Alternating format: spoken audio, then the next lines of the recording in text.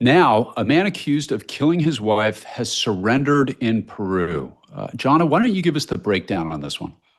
Okay, so this case is a little bit strange only because when this story broke, here's what we saw. We saw a video of a man dragging something seemingly large in a large garbage bag that caught the attention. There you go. That caught the attention of a neighbor. Now, guys, You can you don't have to be a forensic scientist. You don't have to be Matlock to know that there's something that was once alive in that bag. Just look at the way that he's dragging it and the way that the bag is flowing down the sidewalk. So sure enough, this guy drags this bag. He leaves the country to Peru with his three children. He's not there very long before he gets caught, basically, because that bag that he was dragging ended up in some national forest, I think in your neck of the woods, Matt. And the bag did contain the body of his wife.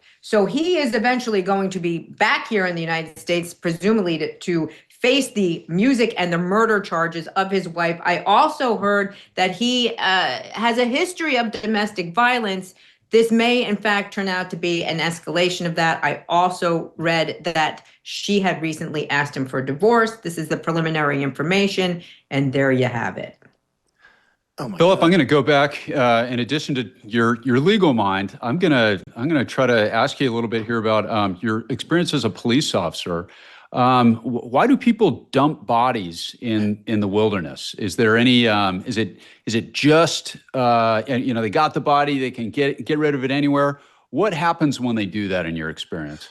Well, let me get back. I'm going to answer your question in just a second, but let me first start by saying that this is the first time I've actually seen that video, and for those who are listening just on podcast, it's worth it. It's worth it to check out the YouTube version so you can see this video, because this is clearly, if you look at it, you can see that there's a person in there. To me, it just looks like a giant duffel bag with a dead body being dragged in it.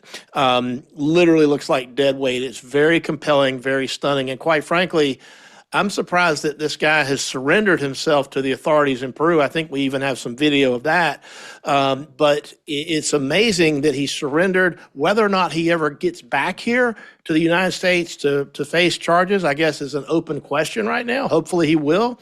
But with that compelling evidence, it's shocking to me that he's surrendered. At least the three kids are safe. But to answer your question as to why do they dump bodies, I mean, I guess the answer is because they got to do something.